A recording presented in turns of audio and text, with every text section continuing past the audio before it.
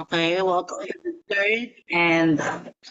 third night ng ating review dito sa CHOPS. Okay, so verbal reasoning. I have 115 participants. Anyway, without any further ado, continuation lang tayo ng diniscuss natin last night. Okay, let me share you my screen.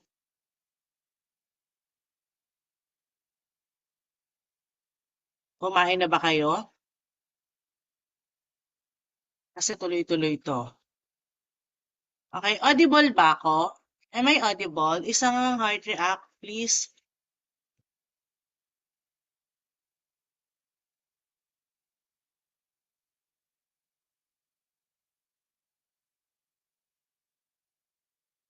Okay, so audible naman. Now, are you now seeing my screen, no? Okay.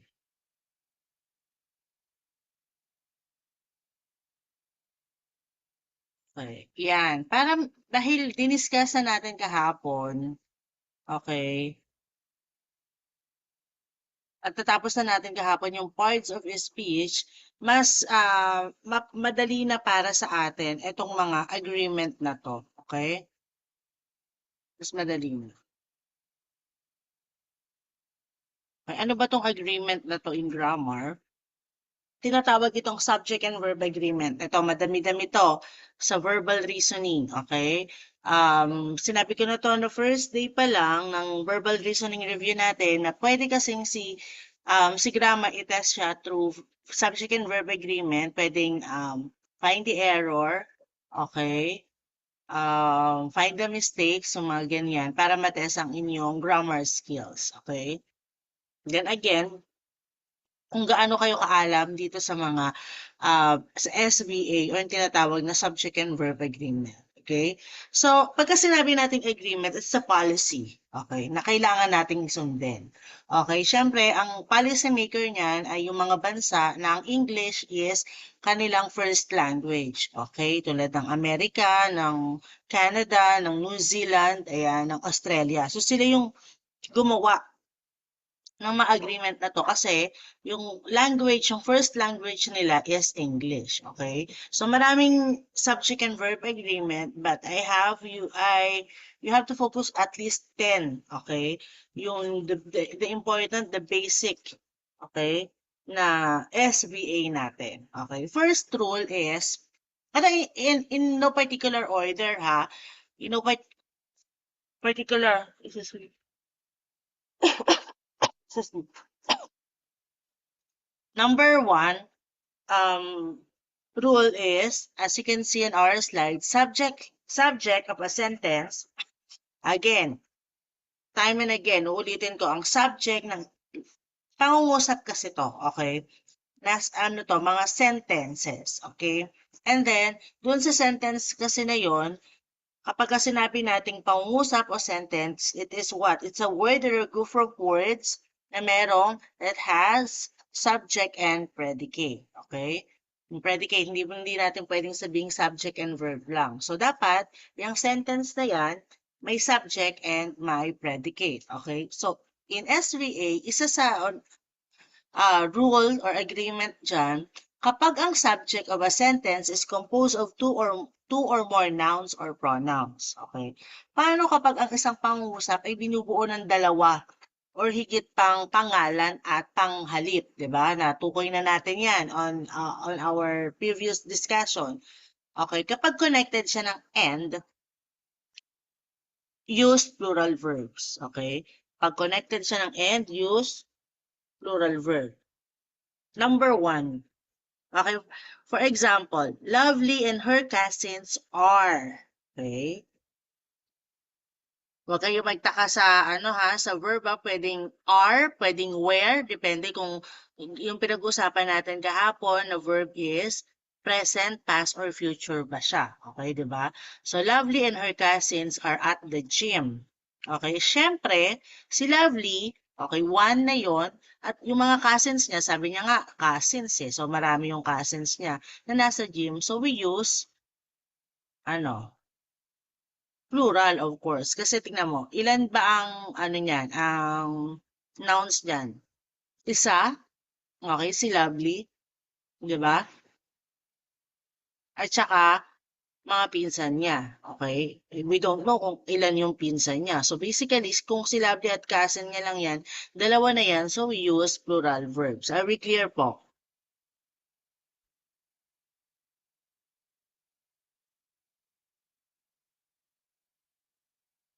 What do you mean wala pang iba? Naka-break ba kayo?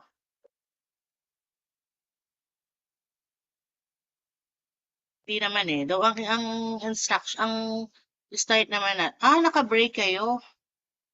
So, anong oras na dapat ang ano nyo, resume nyo? 7, di ba? So, hindi pwede kasi ano, dapat 7, nag-i-start na nga tayo eh. Okay, anyway. Next is, okay, but compound nouns use singular verb. Alam natin yung compound nouns, di ba? Inano na natin yan, diniscuss na natin yan. Ano ba yung compound nouns? Yun yung mga pinagsama. Pwede siyang isang word, di ba? Pwede siyang separated words, pwede siyang hyphenated words. For example, dragonfly, compound nouns yun. Pero kasi, class, may mga compound nouns na meron siyang end. Okay? Isa lang ang bilang nun. Kasi gano'n sa English eh. So for example, kabayo at karuwahe, 'di ba? Spoon and fork. Okay, compound nouns 'yan, hindi mo siya i-consider na ibibilangin na plural kasi compound noun siya. Counted siya as one. Okay? So we use singular verbs. Ito palasakto, favorite nila to is ano to, favorite nilang gamitin to, tong compound nouns na to. So for example, the bed and breakfast was comfortable and homey. Bakit was? So siguro ano ito, ito yung konsepto na, how's your staycation? Oh, the bed and breakfast was comfortable and homey. So tapos na, di ba? Kaya was. Ma'am Consunji, bakit po was? Okay, bakit siya singular? Kasi yung bed and breakfast is a compound noun. So, kinoconsider siya as isa. It so happen na may end lang siya. Kasi ganun um, yung language nila. Okay?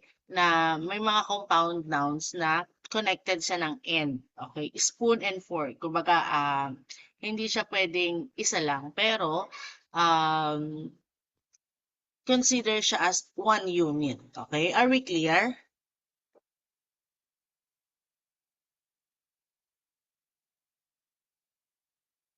Okay.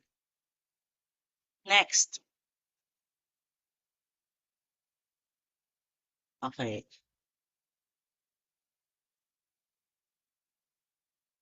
Kapagka, same pa din naman yung rules. Ang subject ng sentence is composed of two or more nouns or pronouns use singular verbs kapag connected siya ng or, nor, or but. Okay? Kapag sinabi natin neither, ano ibig sabihin ng neither? None of the two or wala sa kanila, neither, 'di ba? Neither. Pag either or either, yung iba pinopronounce siya, either or either, 'di ba? Ibig sabihin one of them, one of the two, or one of the three. Either. Okay. Ano yung pinagkaiba nun? Yung either, isa doon. Kaya nga yung example natin, kung maaalala nyo, either of the two contestants, di ba? Isa sa dalawang contestant na yan ay nag-cheat. Was cheating, di ba? Okay. So, singular siya. Okay. Either. Kapag neither nor, none of them, or none of the two. So, kapag connected ng or nor or but, okay, use singular verb. So, for example, can you get the book? Can you get my book and my pen? Can you get my book and pen in the drawer? Oh, neither the book nor the pen is in the drawer. So, yung book tsaka yung pen, parehas na wala, okay, sa drawer. So, we use singular verb, which is is. Ayan siya. Neither the book nor the pen is in the drawer. Okay? Next, another example. Wait lang nga, nahihilam ako sa electric fan.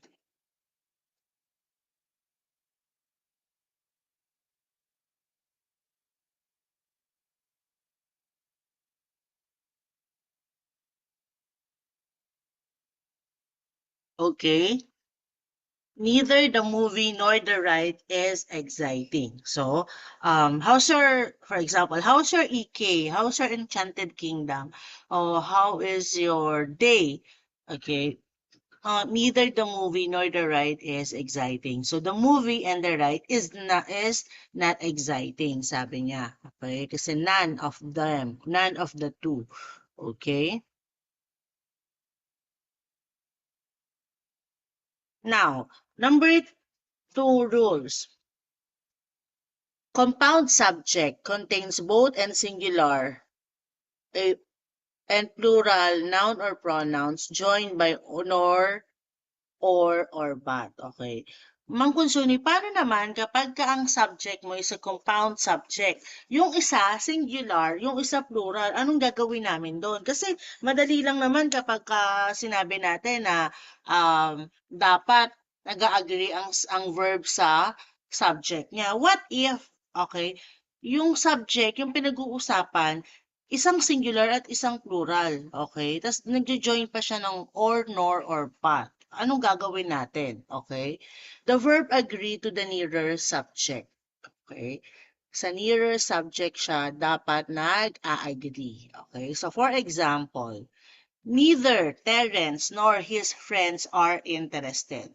So, saan nag-agree ang are? Okay?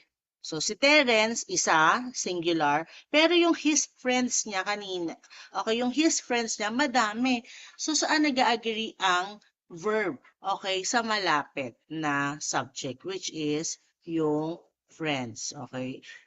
His friends, yung mga kaibigan ni Terence, marami siya, kaya ang subject is plural, so the verb must be in a plural form, kaya siya are. Are we good po? Pagbaliktarin natin, tignan nyo ha, pagbaliktarin natin, what if, sabi niya, neither his friends, o nandun na yung his friends, nor Terence is interested. So bakit na siya is? Kasi nag-agree na siya sa nearer subject which is si Terence. Okay? Favorite nila to. Okay, huwag kayong malilito dito ha. Dapat pag nakita niyo to, nangingiti na lang kayo while answering this kasi you know that your answer is correct. Okay? Kasi ganun po yung paliwanag. Merong isang pangungusap na binubuo siya ng isang singular tapos isang plural. Saan mag-a-agree ang verb? Mag-a-agree siya to the nearer subject. Are we clear?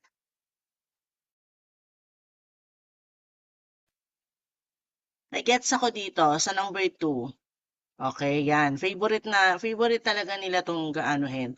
Ang iba sinasagot nila are lang or are kasi marami naman. No, hindi. Kasi sabi nila kapag ang pangungusap ay binubuo ng isang ng ang simuno ay may binubuo ng dalawa, okay? Yung isa singular, isa plural, dapat nag-a-agree ang verbs to the nearer subject. Okay, are we clear po? Gets ako dito, guys? Okay.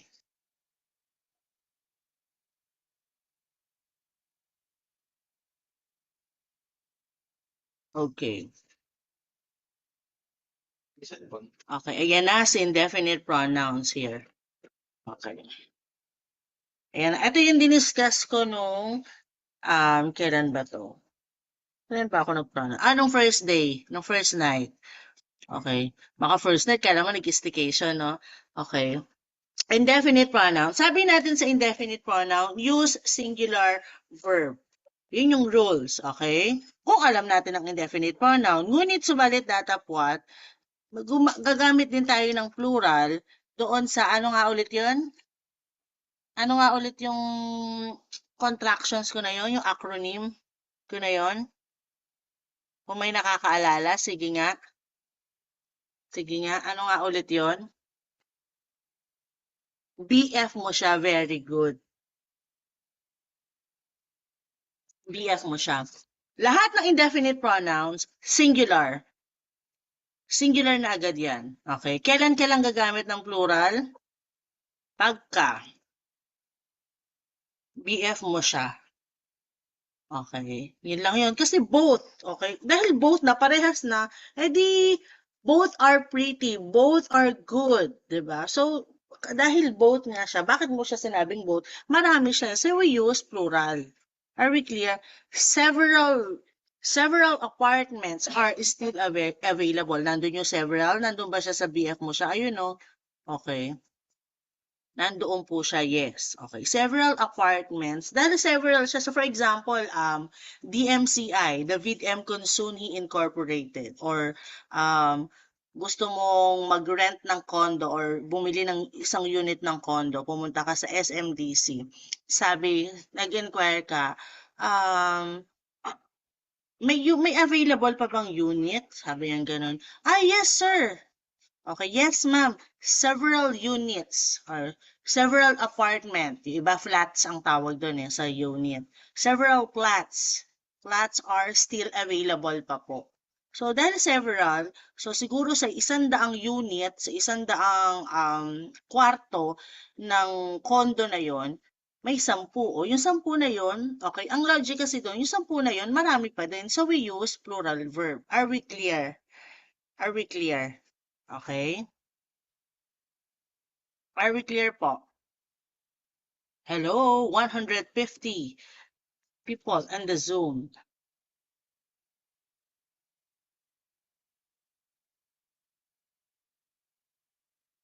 Okay.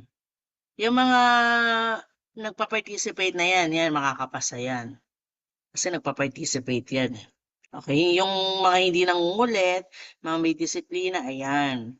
Yung kasama ko hanggang mamaya, pwede pakiulit? Okay, pakiulit daw. Kaya nga, pakiulit daw. Bakit ka papasok lang ba? Okay, now,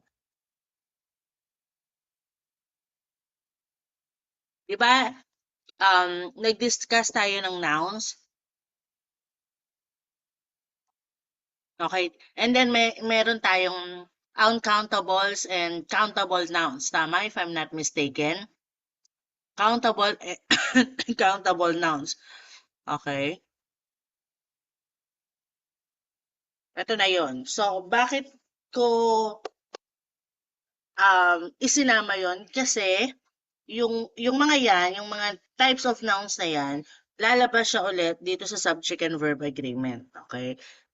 Isa sa agreement na meron tayo is use singular or plural verbs with all, any, enough, more, none, some.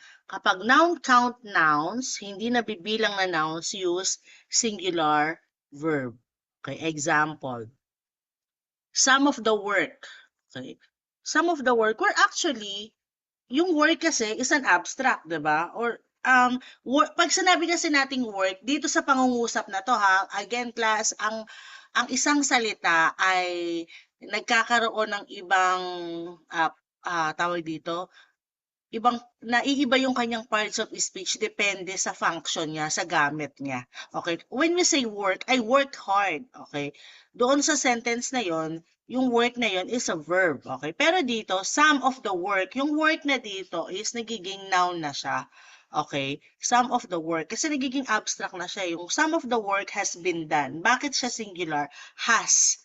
Okay? Ibig sabihin yan, di ba? Has plus been plus past participle, di ba? Kung aanihin natin yung tenses, tama siya.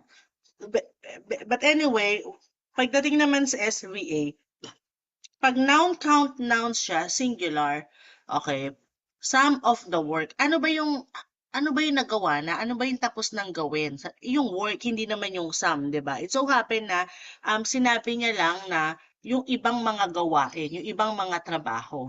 Okay? Yung iba. Okay? Dahil nga siya is indefinite nga. Okay? Ang sabi sa rules, okay, we use singular verb. Kasi in a way, yung work dito parang ano na siya, abstract nouns na siya, di ba? Yung konsepto ng work na dito, abstract nouns na siya. So, ayan po. We use singular verb. So, sana na-gets natin. So for example, enough electricity. Okay, nabibilang ba natin yung electricity? Di ba hindi naman? Is. Okay, so singular. Bakit? Is produced by the power grid for all its customers. Okay, so we use singular verbs. Now, gagamit tayo ng parehas na ang tawag dito, na indefinite. Ano yan eh? Pero, count nouns na siya. Okay? Count nouns na siya. We use plural verb. So for example, some of the bricks have been laid. Yung bricks, yung parang tiles, 'di ba? So dahil nabibilang naman natin yung tiles, sabi ng gano'n, yung tiles, yung ibang tiles kanina, yung ibang gawain, yung ibang trabaho. Tinatagalog ko lang para yung konsepto na gigets natin. Yung ibang bricks, okay, yung ibang tiles, na ano na what you call this, has been laid, na ilatag na, okay? Pero yung bricks na yan, nabibilang yan. Since nabibilang siya, at dahil nabibilang siya, ibig sabihin marami, 'di ba? So we use plural verbs, okay? Again, sa subject and verb agreement sa grammar, ginagamitan po ito ng analyzation and common sense. Okay? Some of the bricks have been laid. Have plus been plus past participle. Sabi niya ganyan. Okay, enough tables. Parehas na enough, di ba? Enough electricity is. Pero dito, enough tables. Ayun nga eh, and chairs. Of course, plural yun. Okay, yung tables, 5. Yung chairs, 5 din. So, enough tables and chairs are already for the art workshop participants tomorrow. So, we use plural verb. Okay? Noun count nouns na siya. So, lagi nyo natatandaan, ano ba yung already? Ano ba yung para sa art workshop na gagamitin ng participant bukas? Ano ba yon? Mga tables and chairs na enough na para sa kanila. Tables and chairs. So, plural. Diba? Okay? Now, ayan, collective noun. Example of collective noun like group, team, committee, family, grass, herd. Marami pa yan. Okay? Flock, school, canopy. Okay? Marami yan sa group of animals, for example. So, consider the thought. Kailan natin ginagamit? Sabi ko sa inyo, may special ang collective noun kasi sa grammar, okay, pwede siyang, sa grammar, sa subject and verb agreement, pwedeng singular or plural. So, kailan mo gagamitin ang singular verb at saka ang plural verb sa collective noun? So, i-consider daw natin tong thoughts na to. Kapag ang unit, pagka ang collective noun, use as a unit, use singular verb. Okay, paano kaya yon? Kapag individual members, use plural verbs. Okay, so for example, tanong ko ha, the family that prays together stays together. Where is the subject? Sige nga, sagot tayo. Where is the subject? The family that prays together stays together. Asan ang subject? Asan ang pinag-uusapan? Family, very good. Kasi nga, andiyan ay example ng collective noun. Tama? Okay. Okay na, stop na. Sige, sa collective. Yes, tama. Now, nasaan ang verb?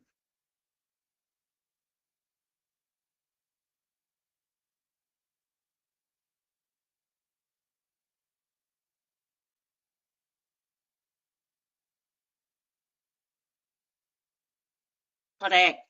Okay. Actually, dalawa yung verb. Praise at saka stays. Okay? Praise at saka stays. Now, the question is, yung praise and stays, okay, singular, plural? Singular or plural?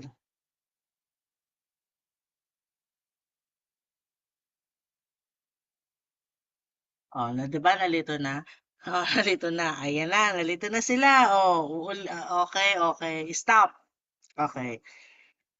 Uulitin ko ha. Okay, please. Hindi po tayo naglalaro dito. Ayoko pong nalito.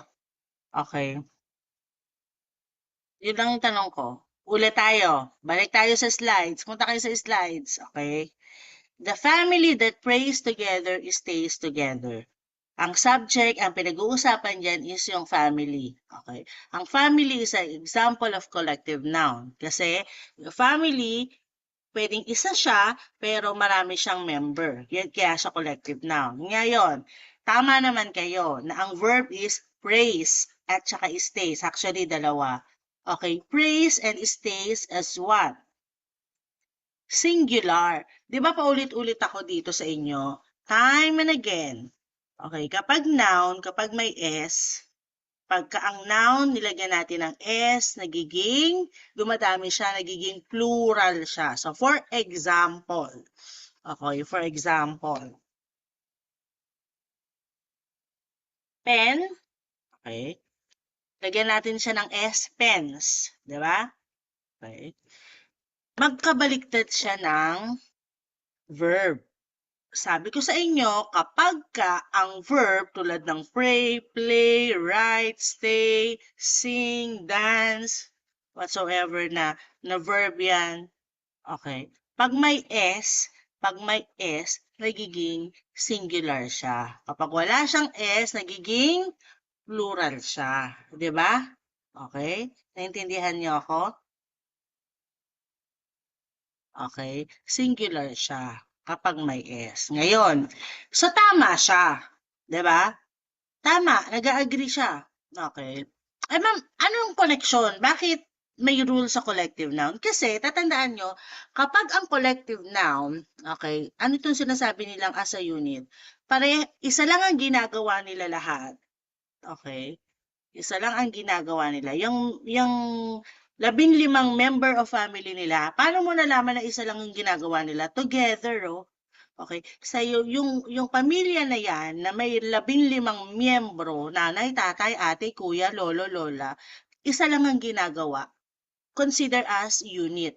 Okay? So kapag ka-unit, pag unit, singular verb ang gagamitin. Pero kapag yung family na yan, okay, kahit dalawa lang yan, pero magkaiba sila ng ginagawa, plural verb. Nakakaintindihan po? Plural. Okay? So paano? Example. Okay? Example tayo. The newlywed couple is leaving for their honeymoon. So, couple siya, dalawa naman sila, couple, collective noun is. So, parehas silang aalis. So, parehas, yung couple na yan, parehas silang aalis. So, dahil parehas nilang ginagawa ang isang action, okay, singular verb ang gagamitin. Ito, the celebrity couple have parted ways. Plural na siya. Bakit plural? Ano ba yung singular nito ng have, 'di ba? Has, 'di ba? Bakit have ang ginamit? Bakit have ang ginamit? Kasi yung couple, okay, magkaiba na sila ng nag-parted ways. So, isa siguro sumakay ng kotse, yung isa sumakay ng ng vans. Okay, parted ways. Couple sila, dalawa lang sila, pero parted ways. Magkaiba sila ng ginagawa. Kaya, we use plural verbs. Are we clear po? Nagigets po ako.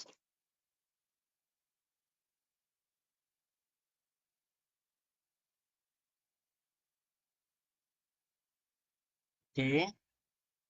Yan. Ano to? Favorite din. Itong mga to, yung 10 na i-discuss ko, lalabas talaga. Okay? Ma'am, yan mismo, yung example mo, hindi po. Okay? Hindi nyo makikita tong the family that prays together, stays together, dun sa board, sa NAPOLCOM exam nyo. But what I'm saying is, yung concept, okay, ng rules ng collective nouns, makikita niyo yung concept ng need ng compound nouns, okay, na may singular and plural, na dapat nag-a-agree yung verbs na nearer subject, makikita nyo po yan. Hindi ko sinasabing ito mismo. Okay, kaya pinapaliwanag ko. Okay? So, makikita nyo to sa verbal reasoning talaga. Okay, so for example, a huge swarm. Swarm is a collective noun. Swarm of locust. Okay, yung uri ng peste, di ba? Okay, bakit siya singular? Kasi isa lang ang ginawa nila. Okay, nag-destroy sila, nanira lang sila ng pananim. Are you getting what I'm saying? So kahit na 1,000,000 pa yan, okay? Pero isa lang naman ang ginawa nila. Huge, ang malaki, sabi pa niya. Uy, ang dami ba nun baka malito ko. Uy, huge. Sabi huge eh. Swarm of locust. Ang dami pa ng locust. Pero ano ba ginawa ng locust? Tignan natin sa predicate. Nag-destroy ng crops. Okay, nanira ng pananim. Isa lang naman pala yung ginawa nila. So we use singular verb. Okay, yun yung sinasabi nilang sa collective noun, i-consider mo siyang unit kapag parehas sila ng ginagawa. Sa collective nouns po yun. Yes, sa collective nouns. Pero kapag magkaiba sila ng ginagawa, plural verbs. Okay? Nouns, yan. Number 6, nouns are singular in meaning but plural in form. Okay, paano yun? Singular siya in meaning pero yung form niya lang yung plural. Okay, ibig sabihin sa mata mo lang siya plural pero singular in meaning. Ito, tulad nito. Scissors, tweezers, trousers, share, pants, goggles, socks, shoes. Okay. Use plural verbs. Kahit isa lang yung gunting. Kahit isa lang yung gunting na nasa table. Plural verbs. Ma'am, isa lang? That's the rule eh. Okay, sinabi nila eh.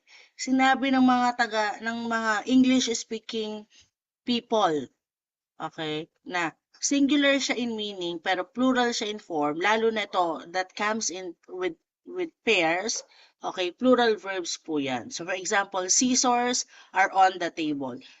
Regardless kung ilang gunting pa 'yan, kahit isa lang, plural verbs, okay? Baka kasi lagyan nila one scissors. Okay. Bakit have? Bakit nga po uli have ang gamit sa couple? Kasi magkaiba sila ng ginawa. Nag-parted sila ng ways. Okay. Parted ways. So magkaiba. Couple. For example, si Marian tsaka si Dingdong, celebrity couple. Okay. Parted their ways. Yung isa papunta ng bahay, uuwi ng bahay. Yung isa pupunta pa sa taping, for example. Okay. So we use plural verbs. Okay, sinasagot ko lang yung yung question dito sa chat box. Okay? Next, what do you call this? Next agreement, ayan nga, nouns are singular in meaning but plural in form. We use plural verbs, okay? So sabi ko nga baka lituhin kayo, yun naman talaga ang purpose nila is malito, pero because you have your knowledge and skills on grammar, ngingiti na lang kayo. Scissors are on the table. We use plural verbs. Okay?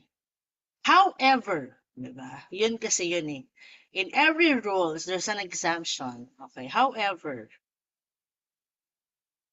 okay, kapag pinag-usapan is, excuse me, yung trousers, okay, trousers are in the closet. Okay, ano ba yung trousers? Pants, di ba? Malaking pants. Trousers lang tawag nila dyan. So, for example, I have here the pants. Okay, pants. A pair of pants. So, ito, pants. Okay. Trousers, kasi hindi ko naman siya magagamit kung wala yung kanan nito or vice versa yung kaliwa. Trousers, big pants, are in the closet. Pero ma'am, bakit a pair? Okay? Kasi ang pinag-uusapan natin dito, isang pares na. Okay? Isang pares na ng plain trousers. Plain yan eh. Plain trousers. So, ano na yung nasa closet? Okay? Nagkaroon na siya ng bilang kasi may isang pares. May kapares na. So, parang couple na siya, kumbaga. Okay? Couple shirt, couple, diba? Ganon. Nagkakaintindihan po tayo. So, we use singular verbs. Okay? Bihira lang naman to, pero baka mamaya lang lalabas. Okay? Again, yung mga nouns na plural siya in forms, okay, pero singular in meaning, ay singular pa in meaning yan. Kahit isa lang yung gunting na yan, isa lang yung tweezers na yan. Okay? Isa lang yung trousers na yan. Isa lang yung share of pants na yan. Okay?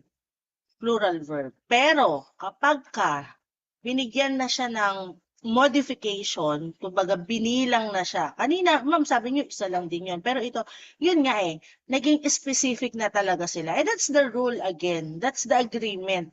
Agreement. Dapat nag-a-agree tayo. Ako gumawa ng policy, okay, you have to agree with me. Parang ganon, diba?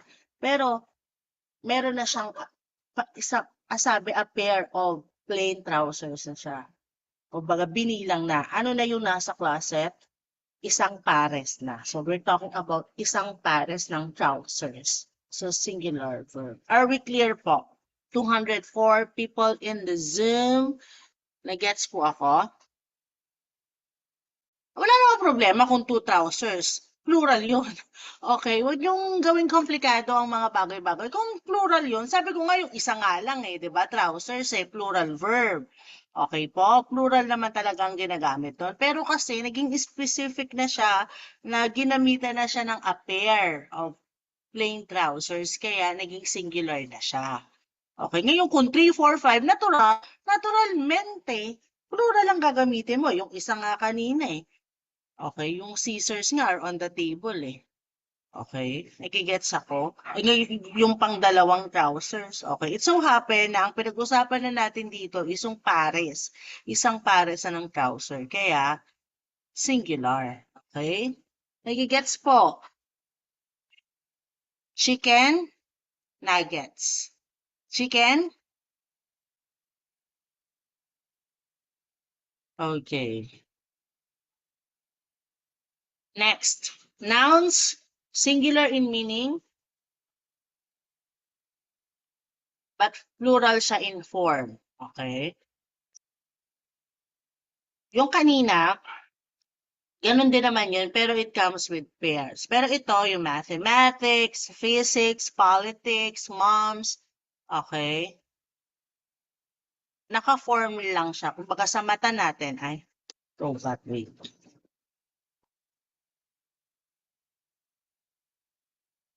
Sa mata natin, plural siya, pero, okay, singular siya in meaning, isa lang ang ibig sabihin nun. So, anong gagamitin natin? Singular, plural, okay? Singular po.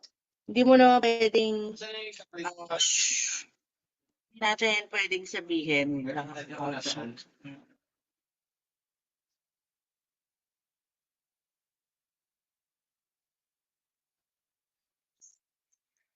hindi naman natin pwedeng sabihin na mathematic is my favorite. Dapat mag-isin natin yung S, ma'am, kasi is yung ginamit Okay, verb, singular verb yung ginamit. Mathematics pa din siya. Okay, politics. Okay. Singular verbs, yes. Politics is sometimes a dirty business. So, hindi porket is yung ginamit, sabihin mo politic. Okay? Hindi naman pwedeng ganon, diba? So, politics pa din. Plural lang siya sa paningin natin kasi may S, pero singular siya in meaning. Pero yung kanina, ganun din naman siya, pero it comes with pairs. Huwag malilito ha, yung it comes with pairs, plural yun. Plural talaga yun. Okay? Sabi ko nga sa inyo, ang kagandahan sa grammar, panahon pa ng lola ninyo, lola't lola ninyo, eto na yung rules, hindi siya nagbabago. Hindi tulad ng feelings niya sa'yo, nagpabago-bago. Charot. Okay. Next, number 8, delayed subjects or expletive contractions. Okay, syempre, look for the subject and the reverse sentence. So, there are many questions. Ano daw yung nandyan? Many questions. O, syempre, mauna yung are. There are many questions. Okay, many questions. So, are. Marami nga So, syempre, are. Okay. Logic. Common sense. There is a question. Okay. Here comes the bride and the groom. Okay. Next. Okay. Number 9, na tawag dito, agreement. Okay. with words that indicate portion. So, for example, percent, fraction, part, majority, some, all, none. Okay. The remainder, look at the noun. Look at the noun or the object of preposition after of. Okay, tingnan nyo yung after of, ha? If the noun is singular, of course, use singular verb. So, for example, all of the pie is gone. Okay? So, bakit singular siya? Okay? Bakit singular siya? Okay? Object of the preposition ng after ng of eh. Okay? Kahit lima yan, pero yung pie kasi yung pinag-uusapan, all of the pie. Okay? Ano ba yun nawala? Yung all ba? Di ba? O titingnan mo lang naman yung ano ba yung nawala? Ano ba yung nag-gone? Nag-gone eh. Ano ba yung nawala? Gone. Okay. Yung all ba? Hindi. Yung pie. Ilan yung, ano yung pie? Isa lang, diba? O di singular. Okay. Diba? Logic. Common sense. Analyzation. Huwag nyo nang i-screenshot kasi bibigay ko naman to. Okay. Bibigay ko naman. If the noun is plural, of course, use plural verb. So, for example, 50% of the books are missing. 50% of the books are missing. So, paano yon? Try to imagine also yung mga sentence, okay, para masagutan nyo. So, for example, paano yung 50%? Isa lang ba yun or marami? Okay, so for example, sa isang sa isang shelf ko, 'di ba? May lagayan ko yun ng libro. Sa isang shelf ng libro, okay, meron akong 10 libro. Okay, 50% doon ay nawawala, pinahiram ko or nawawala. So, kung meron ako 10 libro at ay nawawala is 5, 50% nun, si R, diba? Okay, 50% of the books are missing. Are we clear po? Okay. Ako ganon. Kapag ini-imagine ko, okay, ini-imagine ko, and then iniisip ko siya, okay, books. Ano ba yung nawawala? Yung 50%?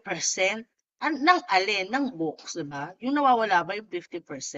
Hindi naman eh. Yung 50% ng libro ko, halimbawa, kung akin man yan. Or kung halimbawa sa library man yan, yung nawawala. Or kung kanino man yan. Pero parang ganito lang yan. What if akin siya? Okay, meron ako 10 libro. Okay, 50% ng book na yun nawawala.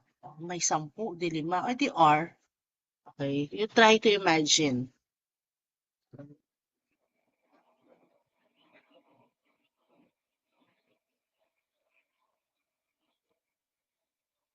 Okay, number 10, sums of the money, period of time, distances when considered as a unit. Ito na naman si unit, medyo favorite to. Ito si unit, use singular verb. How is that? Okay, 50 pesos is reasonable amount to pay for lunch. So, yung 50 pesos mo, pwedeng isang 50 siya, pwedeng limang, tigsa 10 piso, pwedeng dalawang 20, pwedeng 50 na tigpi piso, kung paano man yung breakdown niyan. Kung feeling mo marami siya, pero ginamit lang siya sa isang bagay, considered as unit, okay, singular verb, para siyang collective noun. Okay. Ginamit lang siya as a unit, singular verb. Nakakaintindihan po? Ay, 1,000,000,000 pa yan. Okay, kahit na 1,000,000,000 pa yan. Nagigets po ako. Yan, sige. So, sabi ko nga, 1,000,000 is acceptable for the brand new car. Okay, yung 1,000,000 na yan, okay, isa lang naman ang pinagamitan yan, considered as a unit. So, we use singular verb. Nakakaintindihan po ba tayo? Chicken po ba?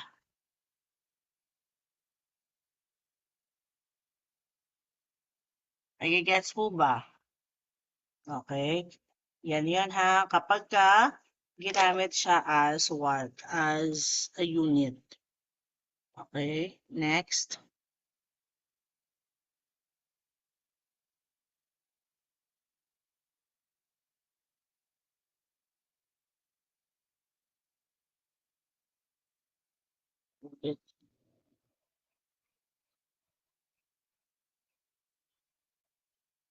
Okay, eto.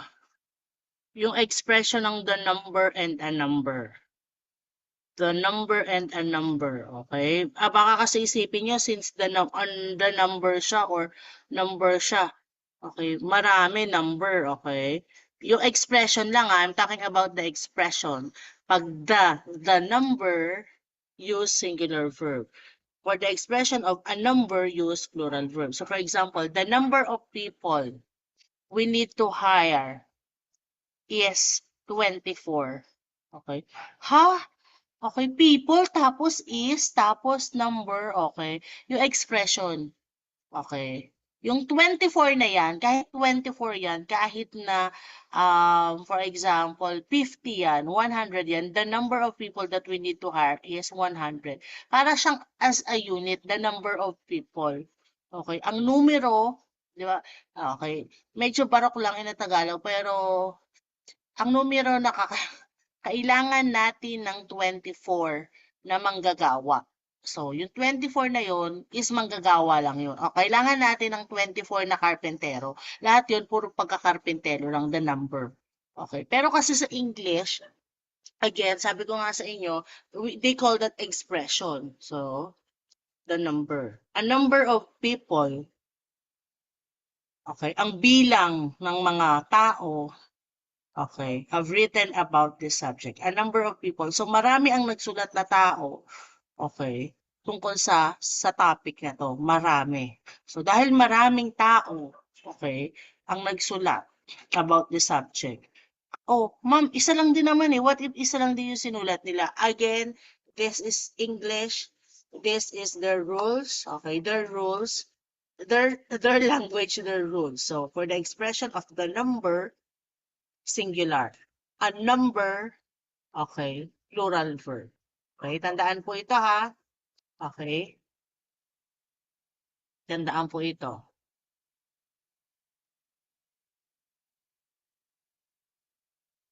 Okay, next.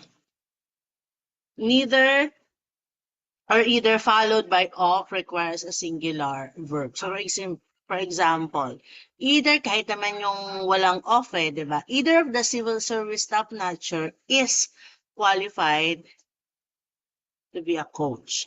Di ba? Kahit sino, kumbaga kahit sino sa mga civil service top-notchers or NAPOLCOM top-notchers ay qualified maging coach. So kung ilan man sila, again, babalik lang tayo sa konsepto ng indefinite kasi. Indefinite po kasi. So use singular verb. Okay? Number 13, the relative, ano yan? The relative pronoun who, which, and that should have the same number as the noun they refer to. How's that?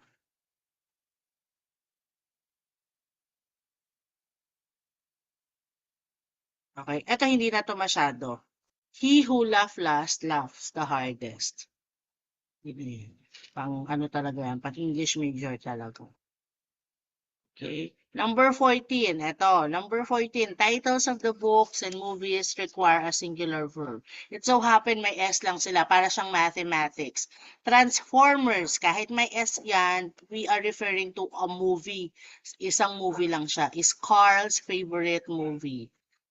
The Beatles, okay, yung banda. It so happen may S lang siya. Okay.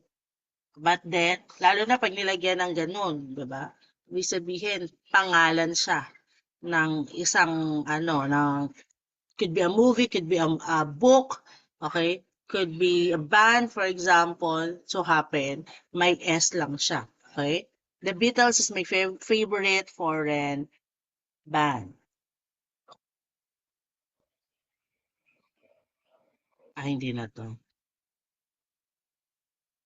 15, hindi. Okay. So, yon. Are we clear po? Ayan yung mga subject and verb agreement. Okay? So, yeah.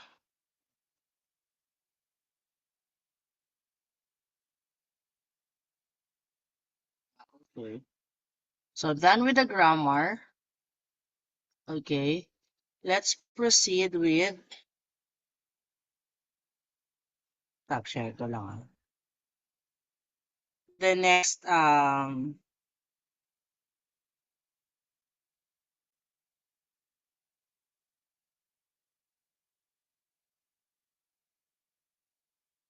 table of specification.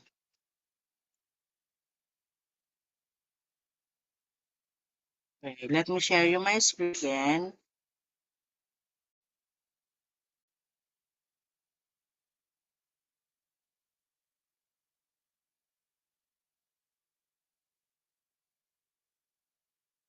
Okay, nakikita na po ba ang screen?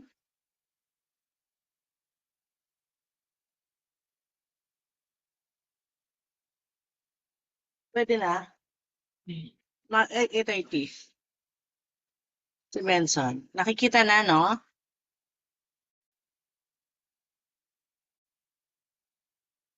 Mamaya, wait lang, isang oras.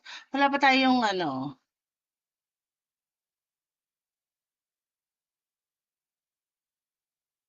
Okay. So, reading comprehension tips. Ayan. Bago tayo pumunta sa reading comprehensions drills, so, bibigyan ko kayo ng mga tips. What do you mean by comprehension? Understanding. Okay. Kung ang binabasa ninyo ba ay naiintindihan ninyo, syempre, lalo na kayo, NAPOLCOM. Okay, yung mga um, binibigay sa inyong kaso, for example, di ba, naiintindihan nyo ba yun? Okay, yung mga dokumento na pinapresent sa inyo, naiintindihan nyo ba yun? So, importante to, skills na to para sa profession niyo. Okay? So, types of reading comprehension questions. Okay? Sa reading comprehension, okay, may mga article kayong babasahin, may mga composition kayong babasahin. Ngayon, maraming pwedeng itanong, okay? Pwede kasi nilang itanong is, ano ba yung main idea nung yung what is paragraph in Tagalog? Talata ba? Okay, nung talata na yon, okay? Pwedeng ang tinatanong is yung supporting details, okay? Hindi palaging main idea. So, pwedeng itanong yung supporting details niya. Ito yung supporting details, kapag nalaman mo yun, pwedeng sequence, yung sinisequence nila, merong naka A, B, C, E, tapos pag susunod-sunurin mo yung pangyayari. Okay? Yon, finding supporting details. Drawing inferences or implications. What do you mean by drawing inferences? Nagko-conclude ka. Okay, ano yung possible na mangyayari based doon sa article na binasa mo. Okay? Determining the meanings of unfamiliar words. Okay, ito na yung vocabulary words. Okay? Ayan, kaya may vocabulary words tayo. And next, knowing the mood, style, or purpose of the writer. Okay, ito more on ano na to um, create into writing na to. Pero itong apat, importante yan sa inyo. Ito yung madalas. Determining the meanings of unfamiliar words or vocabulary. Sa vocabulary kasi, pwedeng unfamiliar ka doon sa salita na yon, pero pag ginamit siya sa pangungusap, ang tawag natin doon is context clues. Yung clue nandoon na sa context, nandoon na sa pangungusap, kaya makukuha mo na yung ibig sabihin, kung ano yung ibig sabihin ng salita na yon. Now, kasi meron naman ang vocabulary, diretso na. So for example, aplomb. What do you mean by the word aplomb? Hindi siya ginamit sa pangusap. Tinatanong talaga straight kung ano ibig sabihin ng aplomb. Tapos yung options pa, hindi mo rin alam. Okay, malalalim pa din doon. Okay, doon talaga challenging ang vocabulary. Now, Ma'am Podsuni, ano pong gagawin? Expose yourself to the words, okay? At least may 5 kayong words araw-araw na tinitignan, okay? Pero bibigyan ko kayo ng mga word bank na ginagamit. Okay, yung context clues kasi malaking bagay 'yon kapag yung salita ginamit sa pangusap. May clue na inside the context, 'di ba? And then may options. Ang mahirap nito, synonyms. Can you imagine? Ano yung kasing kahulugan ng salita na yun, tapos hindi mo rin alam yung mga options, di ba? Yun, challenging yun. Antonyms, okay? So yun. So anyway, with regards to reading comprehension, okay, first is identifying the main idea. Kapag sinabi nating main idea, yung central thought or the main idea is what the whole passage or selection is all about. Okay, ano ba yung pinag-uusapan? Ano ba yung central thought nun? This is stated as the topic sentence which may be found anywhere in the paragraph, which is usually located in the opening and closing sentences. Okay, sabi dito, yung central thought daw, yung main idea daw, yun yung topic sentence, okay? Makikita mo daw siya sa topic sentence. So for example, may paragraph, may talata.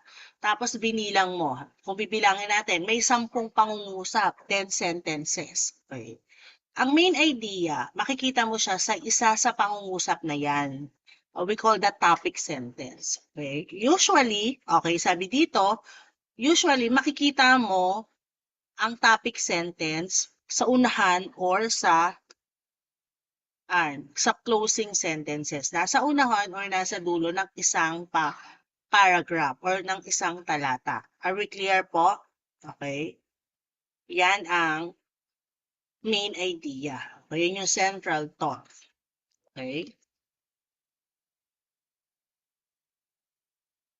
Okay. The following are some of the most common forms. Okay. The main, pagka ang tanong, for example, ito, obvious na kapag ang tanong, may selection kang binasa, okay, meron kang composition na binasa. The main idea of the selection may be best expressed as, okay, ibig sabihin ng tanong na yan, main idea. Okay, nandiyan na yung tanong, di ba? Ito na yung tanong. So, hanapin mo yung main idea. Okay? Kapag ang tanong ganito din, nagbasa ka ng ilang paragraph or ilang talata, tas tanong, the passage illustrates. Okay. Ibig sabihin, ang hinahanap, pagka ganito yung mga tanong, ang hinahanap pa rin is main idea. Okay. The title, which best express the ideas of the passage is, okay, tapos may mga option. Ibig sabihin, kapag ang tanong is, the title expresses the ideas of the passage is, main idea pa rin ang tinatanong dyan. Or kapag ang tanong, for example, ganito, which of the following best expresses the theme of the passage? Yung passage, huwag kayo malito, yung passage, yung selection, yung composition, isa lang, yun yung paragraph. Okay, yun yung composition na binabasa nyo, huwag kayong malito. Okay?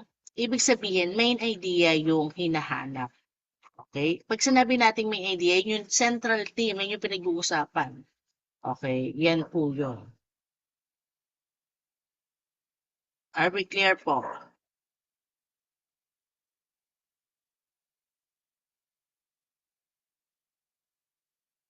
Next. Next is, sa reading comprehension, is finding supporting details. So, finding supporting details. Okay. A writer will make a statement to expound the central thought or the main idea of the paragraph or the passage. Okay. So, meron ng topic sentence, di ba? Pag yung isang writer, yung isang manunulat, nagbigay siya ng statement, in-expound niya pa yung central thought niya, yung theme, okay, or nung main idea of the paragraph or the passage. Ayan yun, yung tawag sa kanya, mga supporting details, okay? Now, paano natin malalaman na ang tinatanong pala is supporting details, hindi pala main idea? Ito'y kasi yun, okay? Akala natin, pag nagbasa tayo ng selection, okay, ng composition, yan, sa reading comprehension, akala natin ang tinatanong palagi, what is the main idea? Okay, doon talagang tinatanong yon kasi dapat makuha mo yung yung main idea ng mga bagay na binabasa mo, 'di ba? Tama naman yon, okay? At talagang itinatanong naman yon. Now, the thing is, sa reading comprehension, ang nangyayari kasi is hindi naman lahat ng tanong is ano yung central thought, okay? Or ano yung theme ng binabasa mo, ano yung main idea. Pwede kasing itanong sa reading comprehension yung mga supporting details. Okay? So, ano ba yung mga questions na yon na naka-frame on the development of the paragraph? So, ganito, the author states that, okay, all of the following are mentioned in the paragraph except So, ayan na, all but all, paano ba yung negative? All except one. Ayan. Gusto nila yan. Negative questions yun. Ibig sabihin, lahat ng options na banggit, pwera lang yung isa. Okay? So, ganito din to. All of the following are mentioned in the paragraph except. May isa dyan na hindi binanggit sa binasa nyong paragraph, sa binasa nyong passage, sa binasa nyong selection or composition. Okay? So, supporting details na siya kapag ninumberan niya na yung paragraph. So, in paragraph 4, sa ika-4 na talata, so for example, kwento siya pero marami siyang talata, di ba? In paragraph 4, it was stated that, okay? Kasi magkakaiba yung topic sentence nun, class. Tatandaan nyo. Okay? Hindi naman siya yung kwento na chronological order. Okay, kapag nagbasa kayo, for example, meron siyang 5 paragraph, okay, iba-iba yung topic sentence nun. So, nilagyan na siya, naging specific na yung question. For example, in paragraph 4, it was stated that. So, ibig sabihin, hinahanap niya yung supporting details. Which of the following is correct? Okay, para lang siyang tanong na all of the following are mentioned except. Okay. Which of the following is correct? Yan naman baligtad. Lahat ng yan mali, yung options lahat mali, isa lang ang tama. Okay. Nagigets ako? Nagigets po ako? Kasi sasagutin nyo, ay ito nandito number letter A kasi yun. Eh hindi nga yun yung tinatanong. Ang tinatanong, which of the following is correct? Or all of the following are mentioned in the paragraph except. Okay, be careful lang kasi talagang sinasadya nila na ang question is negative. Okay, all except one. Lahat daw. Lahat daw ng choices except sa isa ay hindi nabanggit sa binasa ninyo. So careful on that one. Okay, that is the tip on answering reading reading comprehension. Where am I?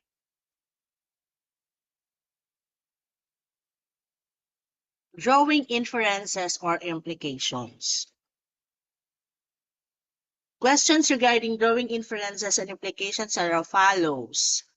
Okay, based on the selection, it can be said that, okay, though nagdo-draw ka ng influences ng conclusion ng mga posibleng mangyari, pero based on the selection, base dun sa binasa mo, hindi yung gagawa ka ng iba mong implications. Okay? Based on the selection na binasa mo. All of the following may be true, okay, except, okay, yan yun. Ano kaya nangyari, for example, sa isang character na binasa mo, or ano kaya yung possible na mangyayari kapag nagpatuloy ang pagtaas ng isang ganito, okay? Based, you decide based on the selection na binasa mo, okay? Hindi yan yung sa'yo. It is nothing personal, okay? Ibig sabihin.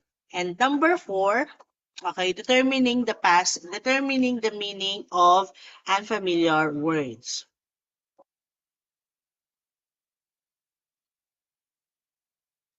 If the word is common one, the reader must determine its meaning based on how it is used in the sentence. Magkakaiba po. Okay?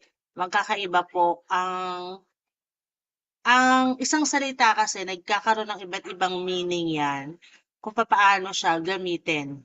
Okay? How it is used in a sentence.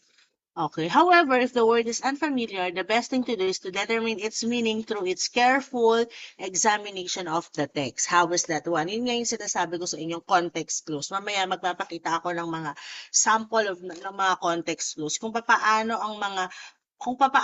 yung isang salita na yon is nagkakaroon ng clue base doon sa isang context. Okay?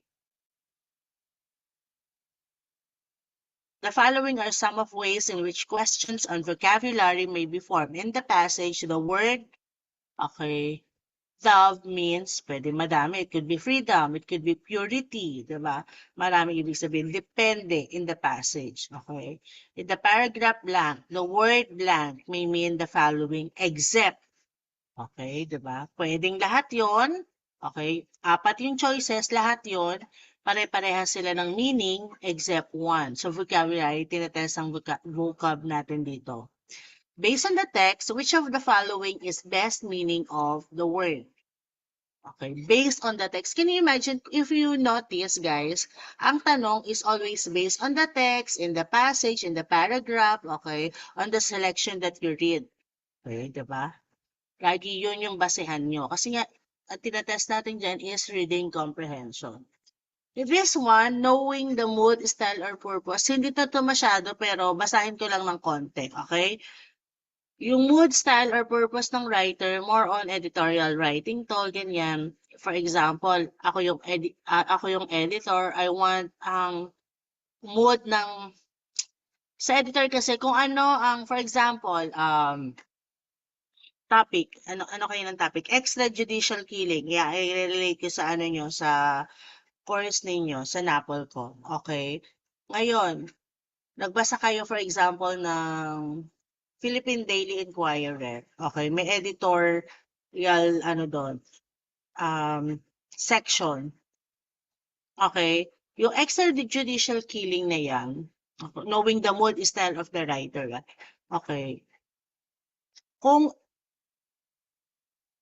nagpa-persuade sila, nanghihikayat sila, na okay ang extrajudicial killing ni Duterte, okay, yan yung tinatawag nilang mood and style and purpose of the writer. Nagpo-persuade sila.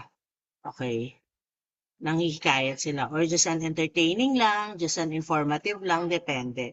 It is important for the reader to know the writer's attitude, emotional state, or point of view in the development of the paragraph or essay. Knowledge of the writer's style and purpose in writing may also help enable the reader to fully comprehend the given text. Okay? So, hindi naman yan. So, tips in answering reading comprehension questions. First is preview the question before reading the passage. Do not read answer choices. Okay? Preview mo yung mga questions before reading the passage. Okay? Mas madali yun. Skimming and scanning. Skim the passage to get the general idea of the main idea and author's purpose in writing. Okay? Then you have to read the passage carefully, keeping in mind the questions you have read. Okay? As soon as you have found the answer, stop reading and go to the questions and answer it. Ito yung mabilisan na pagsagot, diba? Now, if you have time, go and understand the selection. Read and answer one question at a time. Scan to check your answer or to find information needed to answer a question. Okay? Are we clear po? So, since you were asking for a break, I'll give you 30 minutes break. Time check is 8:30. Balik tayo ng 9 o'clock, okay?